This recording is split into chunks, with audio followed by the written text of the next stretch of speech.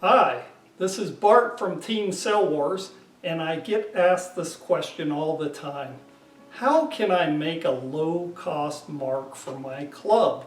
Or just to practice, in the nearby lake or pond? Well, I have found the solution, and they use this at the Northern Maryland Mile Yacht Club. You can build a mark set very cheaply. It may not be the absolute best out there, but it certainly is a good way to start a club, and some clubs will stick with it. So journey with me as me and Mahi build these inexpensive marks. Okay, Sail Wars fans, let's talk about the parts you're going to need. For one, you're going to need to go to Lowe's or Home Depot or your favorite hardware store, and you're going to have to buy some really big flat washers. They should be at least 3/4 inches long. You're going to need approximately 6 of them. Now, if you can't find this type, which this whole box is full of them, and if you're going to make a whole bunch of marks, you might as well buy a couple of these boxes. There's 25 in a pack. And remember, you're going to need at least 5 per mark. So you could make 5 marks with this box right here. Or, like, I had a hard time finding washers that were 3/4 inch, so I had to buy the clear plastic sets that came with the nuts too. And so I had to take different size washers out of them. And these are all glued together here because you're going to see you have to glue them together. But so they were a little bit different. The main thing is it should be 3/4 inches or at least big enough to move around the shaft of your mark, which you're going to see later, and have enough weight to keep the mark floating correctly in the water. And of course, the more wind you have in your area, the more weight you're going to want. The other thing I have right here is some BBs. These are copper BBs, and I got them at Walmart.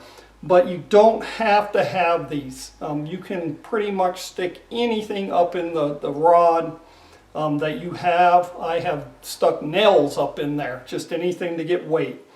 I also, over here, I have some just regular pliers, and the reason is I use E6000 glue right here, and it's hard to get that top off sometimes. Unless you got real strong hands and fingers, you're going to need some pliers. The other thing you will need, also available at Walmart, Lowe's, Home Depot. I would hit Lowe's or Home Depot, but you need some light nylon string, and just make sure that it's like this. You can find this in the masonry aisle and sometimes other places. But this is 250 feet, which is more than enough. And a bright color is always nice. We have actually hung up a mark before on a pipe underneath the lake, and we could not even break this by hand. So that's how strong this is. You want nylon because it will sink. If you get the other types, they may not sink. And then you're going to have to put weights on it to keep it down. So just go ahead and buy nylon, and if you have to, ask the person at Home Depot or Lowe's if you can cut a little piece, take it in the bathroom, and put it in your hand in water and see if it actually sinks. That's real important. Okay, the other thing you need is you need a power drill and a bit on here. Now really the bit size, it just depends, the size of your rope. Because you're going to drill a hole in the rod on the mark, and you just have to make sure that it's big enough to easily stick the nylon string through. And that's really the only thing that you should care about. I'm not going to give you a specific size because depending on the size of the thread is the size of that. This is of course a cordless drill. Okay, now let's move over here. Now, I actually found these at the Dollar Tree for $1.25 a piece.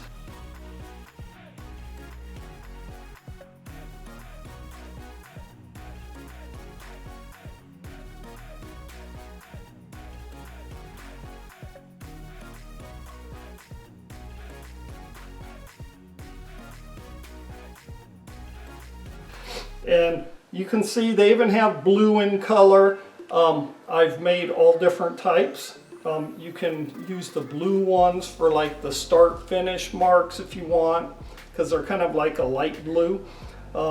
I prefer the plain yellow like this one right here because it's the brightest, and especially when you start getting out kind of far.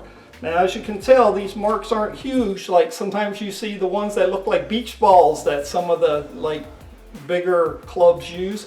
Those are great, but we've used this size with all types of boats. The Almost Any Boat Challenge had these, and we never had a problem with somebody seeing them. And if people can't see this, they just pull them in closer to shore. But they're usually good, I'd say out to maybe 75 yards, maybe 100 yards. They're really good. Okay, so we're going to actually make one of these into something like this. Okay, so this right here has already been stripped, so I'll show you how to strip it. Okay, so what we do is we start by pulling all this off right here. This is just going to become trash unless you have some other use for it. Okay, we just pull all this off of here, and if you need to, you can use scissors, but please don't cut yourself. Okay, just pull all this off here, which isn't as easy. And just turn it and it comes off, and that's okay. Golly, this is not working here. Okay, here it goes. Okay, you're just going to peel it like an orange. We're just going to take it all off here until we get this metal tube. Now, you do want all of the styrofoam stuff off of it.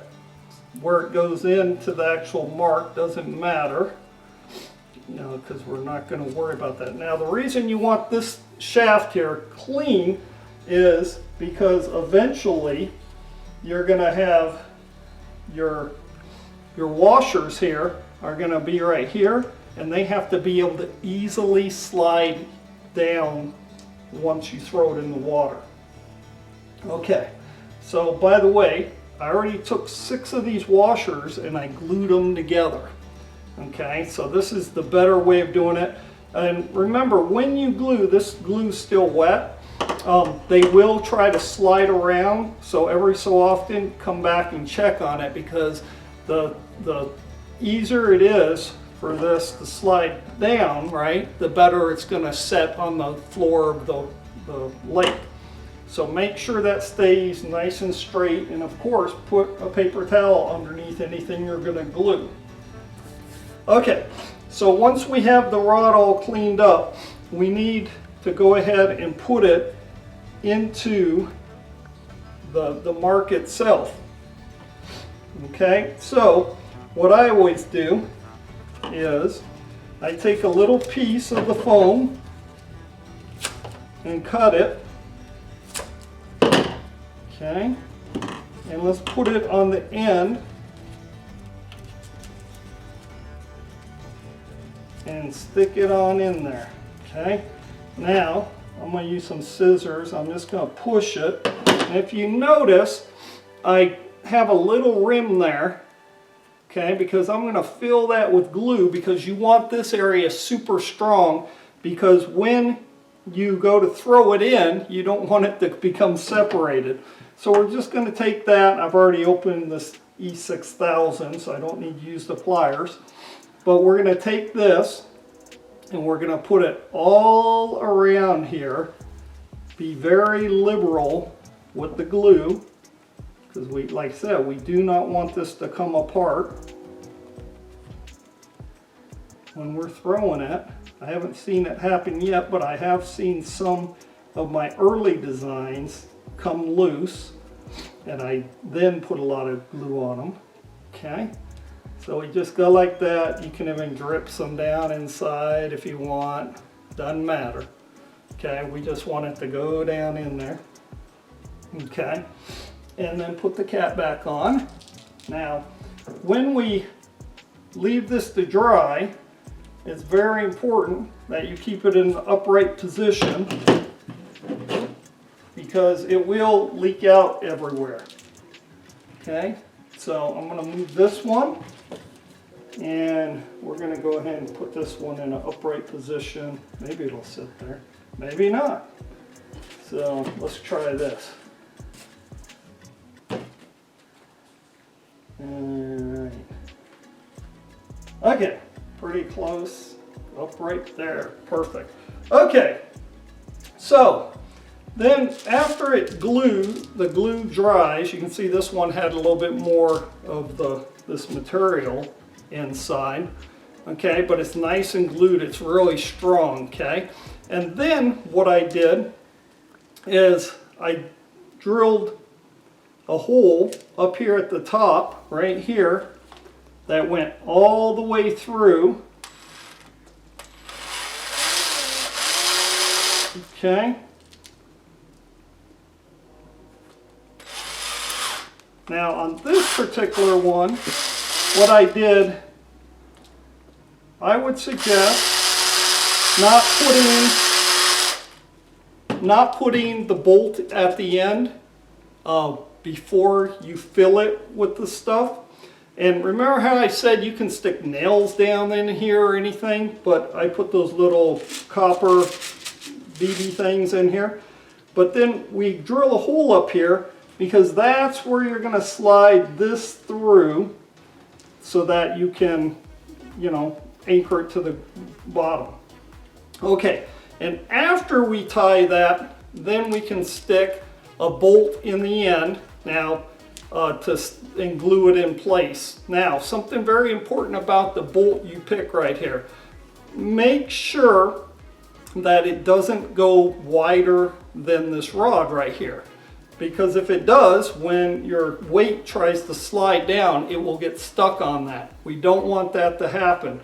So this, if anything, just barely over, but you know, because it should be able to get shook loose if it gets hung up. Okay, so what I'm going to do is I'm going to go ahead and drill a hole in here, and since I already put that bolt in place, I'm going to drill it higher than you normally would. But you just drill right through the rod.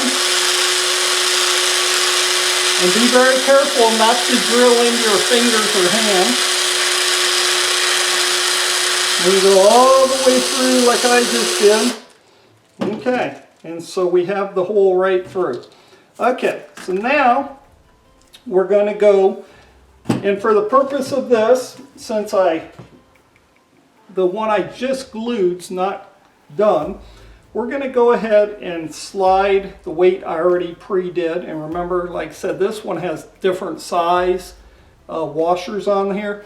Do not worry about it. It's better if they're all uniform. But if you do make them like this, you can decide which way you think is better to put up and down.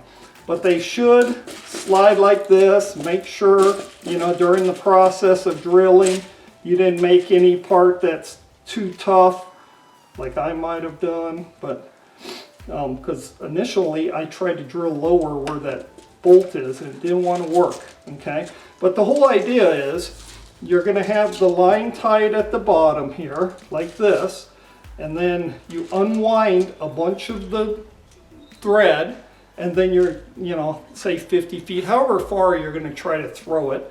And then you're going to throw it, and then when it hits in the water, it turns this way up. This falls off, right? And the string would still be connected. And it goes to the bottom, and it anchors the line. Now, we really haven't had any problem with the line moving because, you know, when it gets to the soft bottom, it kind of sticks to it pretty well. So we haven't had any problem with that. But for the purpose of tying it, okay, make sure you put your weight on like this before tying it. Otherwise, you're going to have to untie it. Okay. Okay, once you feed it through here, okay, you can kind of see what I'm doing here. You're going to slide it down and you're going to tie it. Now, make sure you tie it well past the end of the rod because we want it to be able to shift back and forth. Okay, and just use some kind of knot to where it will not slide up. Okay, and I don't care what kind you use, you can research it on the internet, so I'm not going to go through that, but just make sure that it's going to hold without sliding. Okay. Some people will just tie this thing all different ways, and that is perfectly fine with me. Okay, but mainly you're going to want to make sure that the part going down back to the thing that lines it up gets tied. Let's see if I did a good job. Yep, see, it's not sliding at all. Okay, and then what I'm going to do is I'm going to cut this long piece with my scissors so it's not quite so long.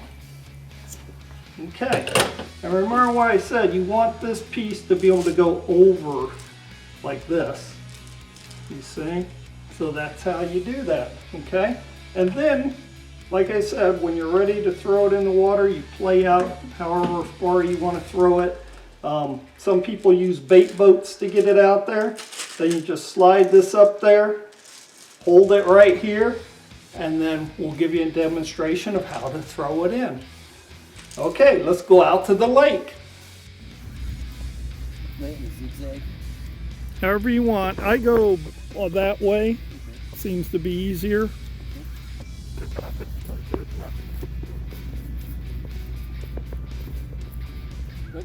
Mm-hmm. Now come back and do like 3 rows of that.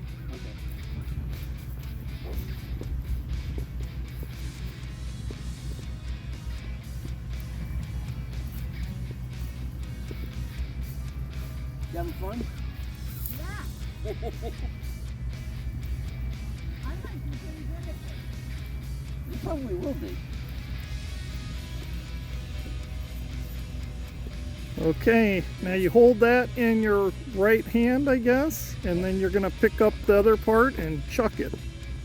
No, don't hook that yet, Okay. because if it needs extra line, you want it to be able to take it out, Yeah. right? All right. Okay. Underhand chuck? Yep, underhand chuck.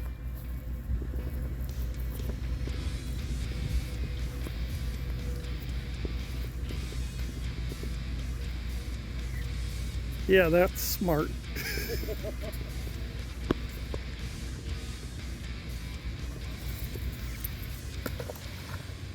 Great throw. All right, it's hooked to your jacket. Okay, now you just put tension on it, so we reel it in. Do it by hand if you want. That's what I do, because it seems like they put it on there backwards.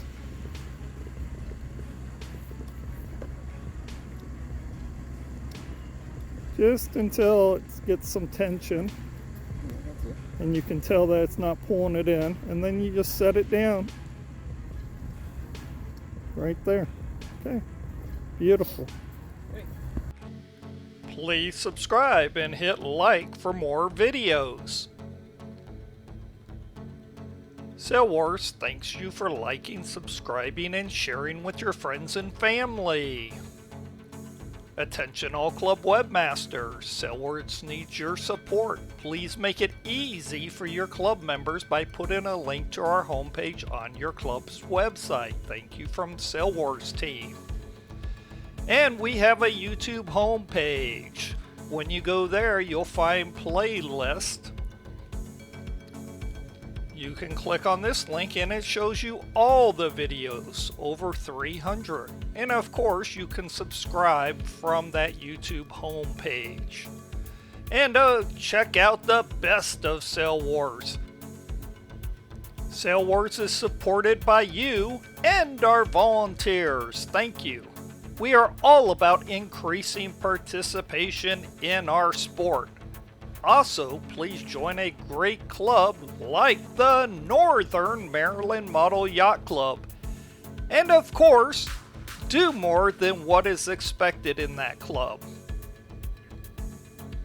we love the AMYA.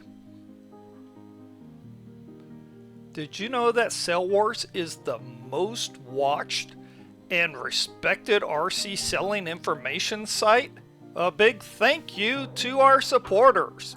And did you know we've made over 300 videos and have racers all around the world? Join us as we spread the word about RC selling. By subscribing, it's free. There's a dot?